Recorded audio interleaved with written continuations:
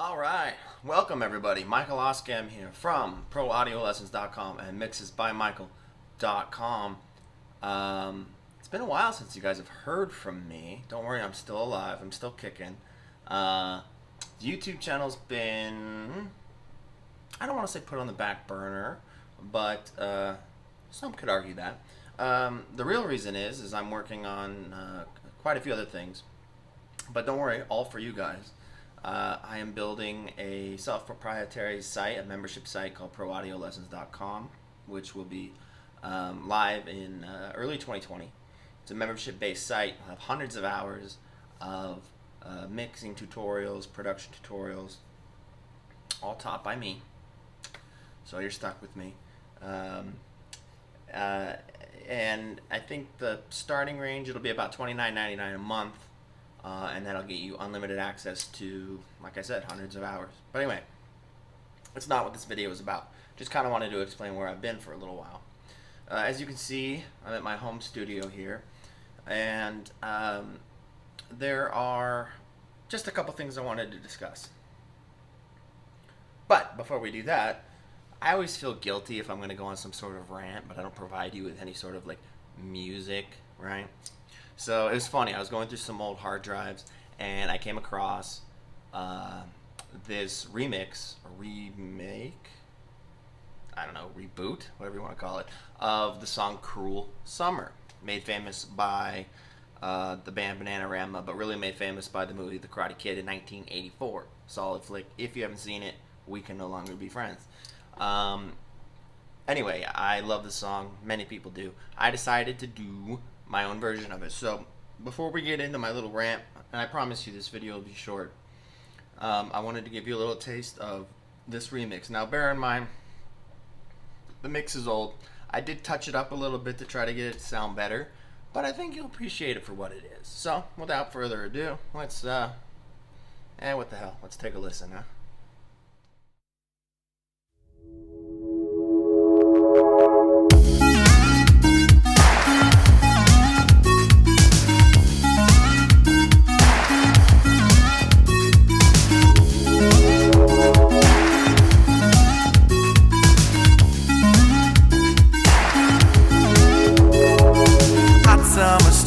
And the pavements are burning. I sit around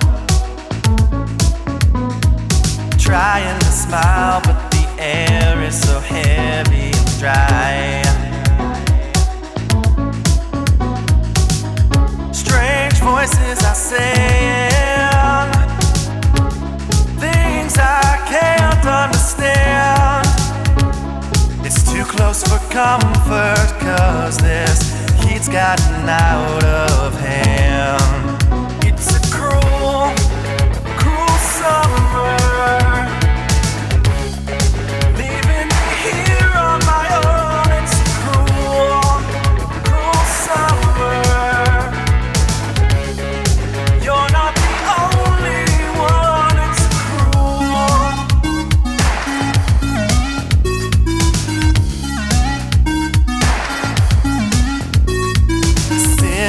Crowded, my friends are away, and I'm on my own.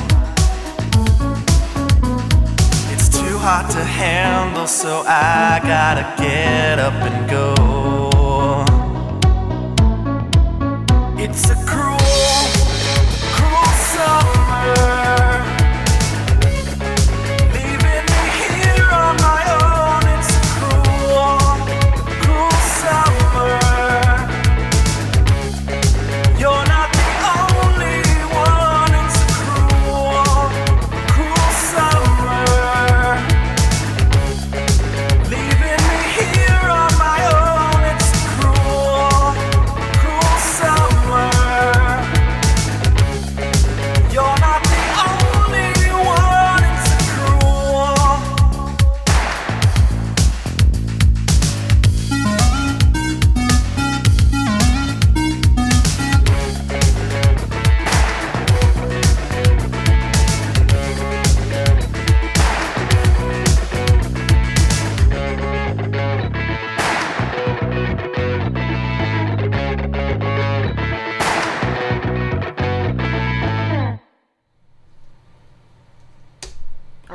little 2-minute and 45-second rendition of that song. It's a fun song. It's a great song. Throwback to the 80s. Love it. If I could, I'd go back. I'd remix a bunch of it. But all in all, I think it sounds pretty good. So, not the purpose of this video. The purpose of this video is quite simply this. When I started my channel, geez, I don't even know how long ago that was. Maybe 6-7 years ago. I don't know. A while ago. YouTube was not quite the platform it was in terms of audio. Let's call them professionals or audio mix teachers or anything like that. And nowadays it seems that everybody has a channel and everybody is trying to teach you how to mix. Now, when you are involved in mixing, as I am, you have a channel that revolves around it. When you go on YouTube, you're just flooded with, mix videos, right, that are in your feed or whatever YouTube calls it. And I can't go on without saying it. There are so many videos. There's so much bad information out there. So much, you guys. So it really bothers me for a number of reasons. But I think the biggest reason that it bothers me is people like yourselves are turning to YouTube because perhaps you don't have the means, the money, be it, or you don't have the lifestyle situation. You can't pack up and move across country to go to audio school, for example, or go intern at a studio. So you're using this free platform, YouTube, to look for audio tips. Hell, that's probably how you found my channel. You were just fortunate enough in finding my channel that you found somebody who has worked in the industry, went to school for it, graduated top of his class. I mean, you name it. So, there is this growing number of quote-unquote professional YouTube mixers that are offering you advice. And it's becoming a problem because it's advice that is actually wrong, as I just stated, and it's actually going to make your mixes sound worse. And furthermore, it's teaching you incorrect habits so that further down the road, I mean, it's going to be a train wreck because one piece of bad advice built on another one, and another one, and another one. You get the idea. It's almost like a house of cards that's going to crumble. And I'm sure that some of you have followed some of these really good tips, and even still your mixes are sounding as though they were done by a 6-year-old who had no use of his hands. So if you're one of those people, I hate to say it, but it's kind of one of those old adages, is you get what you pay for. Now, when I started this years ago, there was only a few channels. There was like the Recording Revolution. I think Joe Gilder's channel wasn't even up when I started, but it might have been around the same time. And there were a few people that were trying to offer good advice and trying to do good things. And people were like, I can do that. And the fact is you can't. You can't. And the sadder thing is that these people are just regurgitating something that they learned on another channel. And they think, well, that guy knows what he's talking about, so I'll just regurgitate it on my channel, make it sound like an original idea, and now people will think I know what I'm doing. So I wrote up a script here, just because there was some certain points that I wanted to not forget. First of all, let me say this. I'm not going to publicly shame these people, okay? But I am going to list 5 things that I have come across where they're just dead wrong. And they're preaching it like it's gospel, and it's wrong. It's just dead wrong. And I want you, if you're going to continue to use YouTube as a platform for learning, you really need to do some research into who this person is that's teaching you. And furthermore, I would recommend, it's kind of like you get what you pay for. I think that's where I was going with that whole adage thing. There's a lot of pay sites that are reasonably priced, mine included, proaudiolessons.com, which will be coming out, where you're paying and you know what you're getting. You're getting quality instruction from a quality instructor who's been there. Now, I'm not going to run down my rap sheet. I'm not going to name drop, but I did graduate, as I said, top of my class from the Conservatory of Recording Arts and Sciences. I did work as an intern at a studio I'm not allowed to name in Hollywood, and then was bumped up to be an assistant engineer there. And I got to work on great records with people like, I'm not going to name drop, but Jason Derulo, DJ Mustard, people like that. And I got to sit side by side with them in a control room for 14 to 20 hours a day. So I know a lot, and it's amazing what you can learn in just watching somebody in that capacity. Now, the teachers themselves, the professors at the Conservatory of Recording Arts, were people who, they're not like community college, nothing against community college professors, but the teachers are like people who were in the industry and maybe decided after 10, 15 years they wanted to have a family, because it is a grueling industry, and they wanted to slow down, have a family, that kind of thing.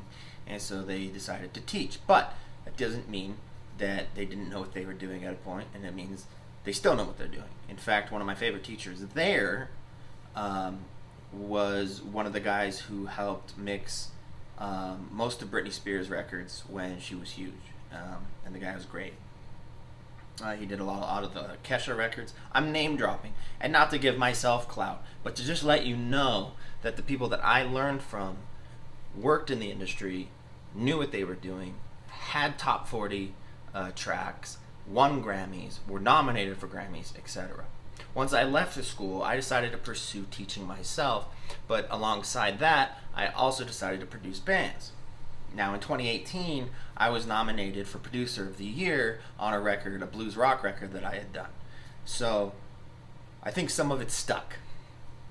Some of the teaching stuck, if you know what I'm saying. So, what I want you to understand is, YouTube, although it can be helpful, I'm starting to see a trend where it's actually more harmful than it is helpful. And so it may be time for you to start investing money into some of these pay sites, okay? Mine would be great. I would love it. I think that I have a teaching style that a lot of you relate to. Hence, people subscribe to me, they comment, they love it, they say I explain things in a way that makes sense to them. If it's my site, great. I would love to teach you everything that I know. There's other great pay sites out there that I can name by name. Puremix.net, great. A little bit expensive, worth it though. Really, really high quality content. That's actually about it as far as ones that I can wholeheartedly, endorse. And they're not paying me to say that. There's some cheaper ones, groove3.com for example. Affordable, $15.99 a month, garbage material. And it's not even that what they're telling you is wrong. It's so boring. Their presentation is so boring. Their teachers are so boring.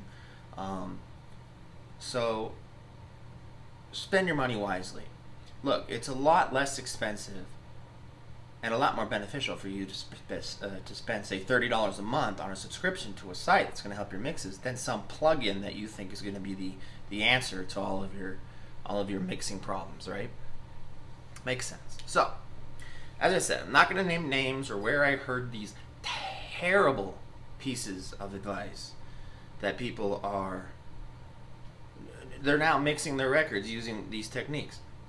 And it's just unbelievable. And in no particular order, I'm going to go through 5. So, we'll start with number 1. Number 1, a YouTuber came on and he insisted that you should stop high passing your channels, your tracks. Like entirely. Like stop it. This person for some reason thinks that, let's say on an acoustic guitar, that there's valuable sonic quality content below 100 to 120 hertz on an acoustic guitar.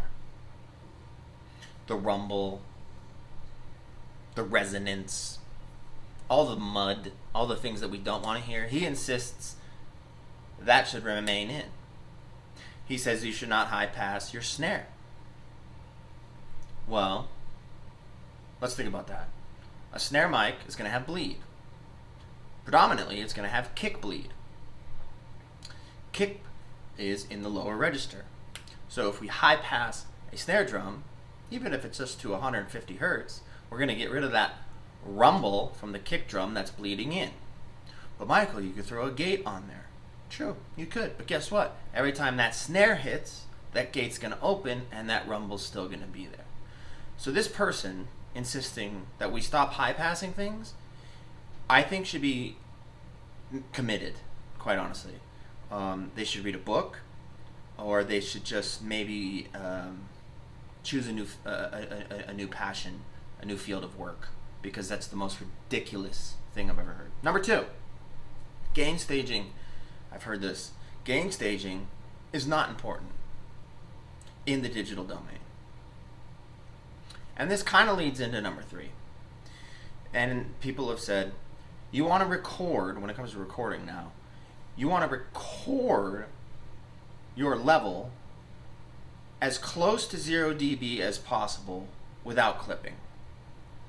Now, this comes from somebody who read a book that was written for analog recording. Now, brief history lesson, real quick. When you're recording to tape, there's something called a signal to noise ratio, meaning tape has hiss, this kinds of stuff. I won't go into all the details of it. But because you can't clip tape, you can actually go over 0 dB in tape and get some tape compression, which is actually a desired sound, depending on what you're going for. You would want to record your level as close to 0 dB as possible. Because, think about it, if you recorded it, let's say 12 dB down from 0 dB, that meant when you went to mix it back, you'd have to turn it up 12 dB just to get it to be at a level. Well, guess what else comes up when you turn it up 12 dB? Tape hiss. And so, signal to noise ratio is a big deal in analog recording. So it's like this person read a book from 1976 and then applied it to digital audio workstations. These are the people you're learning from. It's unbelievable. 0 dB, as we all know, but apparently some of us do not, 0 dB is death. Anything over 0 dB is going to clip. Digital clipping sounds crappy. The track is basically rendered dead. You're going to have to re-record it. So, knowing this, most interfaces have a sweet spot to them, and you can find it in your manual as to what it is, but it's a pretty safe bet that you want your input levels going into your A to D converter or your interface to be somewhere between negative 20 dB and negative 10 dB, somewhere in there, okay?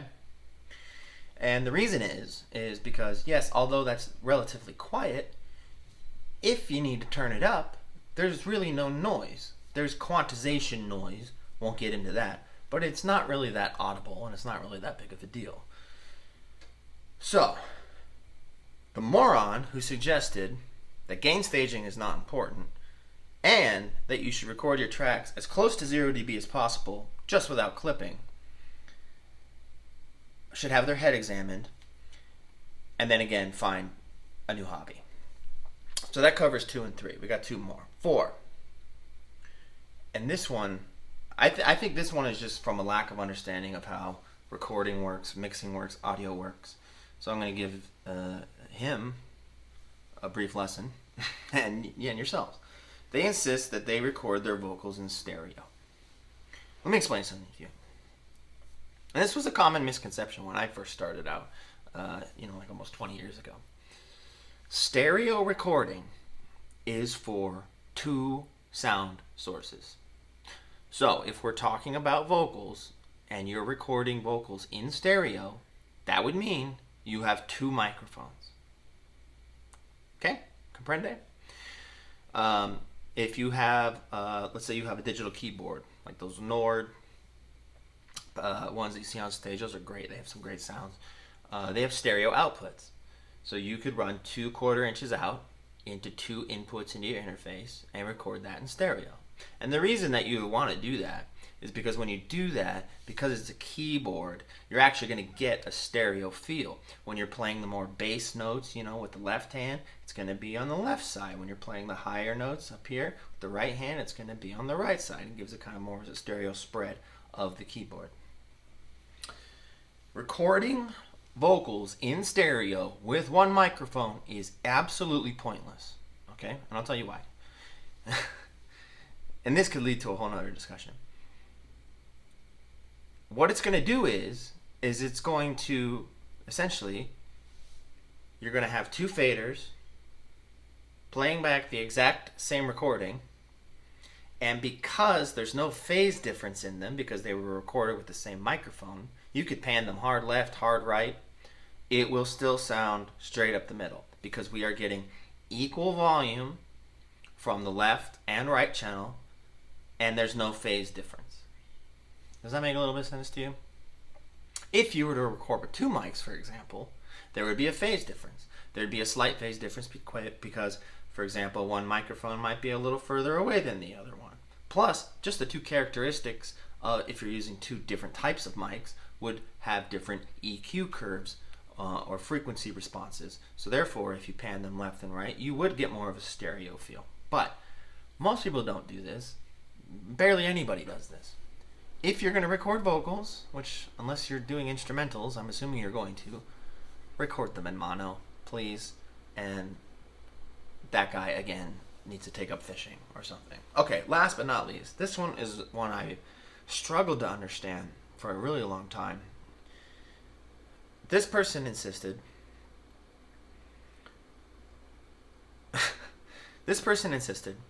that recording the audio to an external drive is a bad idea because it will slow down the recording process, ergo the system, the DAW, etc. This could not be further from the truth, and let me explain why. Let me first explain the setup, okay? I always record audio to an external drive. The speed at which that data transfer happens is dependent upon what kind of input you're using. Is it USB 2.0, USB 3.0? Is it Firewire? Is it Thunderbolt? What is it, right? Obviously, Thunderbolts can be faster, Firewire will be faster than USB 3.0, and so on and so on. But even at a USB 3.0, the data transfer speed is plenty fast. So what we're doing here, what the attempt is if you're recording the audio to an external drive, that means that you're taking that amount of workload off of your main CPU in the computer. The main CPU in your computer, what we only want that to be focusing on is running the DAW, okay? The virtual instruments, the DAW, all that stuff. It has enough to do, okay? So if this is the first time you've heard this is a really good tip. I recommend getting an external drive, at least USB 3.0. If you can go USB-C, Thunderbolt, anything like that, go for it if you can afford it. And then set up your audio files when recording to be recorded to that drive. Okay? That way, the internal processor of your computer, be it a laptop, a Mac Mini, a Mac Tower, whatever, it's only focused on running Pro Tools or Studio One or Ableton or whatever it is you're doing. And all the audio is being captured into an external drive. It also carries with it the added bonus of being able to take those audio files with you wherever you want. Okay? So you could, let's say most people have a Google Drive account, Dropbox account, etc. You could drop the session file folder into a Dropbox folder from your home studio, let's say. Bring that hard drive with you in your backpack with your laptop. Go somewhere else. Plug in that hard drive. All the audio would be there. Go to Dropbox. Drag and drop your session file. Double click, open it. It'll automatically find the audio on the external drive, and boom, you're ready to go. So, I mean, there's so many benefits to it. Whoever wrote this, excuse me, they didn't write it, they said it. They had the boldness and the audacity to say it to you. as you can tell, I'm a little flustered by all this, and there's many more. And I mean, you guys, just pay attention to who you're taking tips from, okay?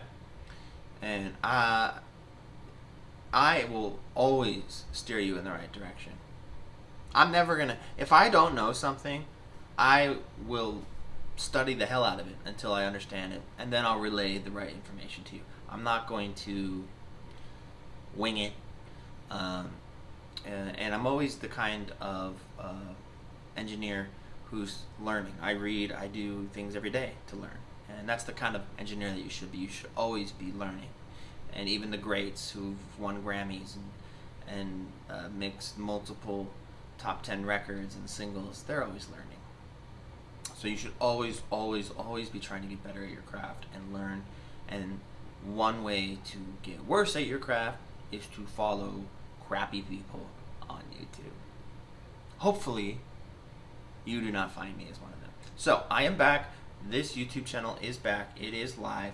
And I am going to be gearing you guys for the prep of the launch of ProAudioLessons.com, which is going to be a badass experience, and one that you can spend $30 on, which is a fraction of the cost of that plugin that you think is going to solve all. And you're going to get hundreds of hours of tips on how to make your records sound Grammy, nominatable. I mean, I'm not joking. So, with that all said, very good to see you all again. Look forward to many more videos coming in the future, and I look forward to seeing you all at Pro Audio Lessons in 2020. Alright? Take care, guys. Peace.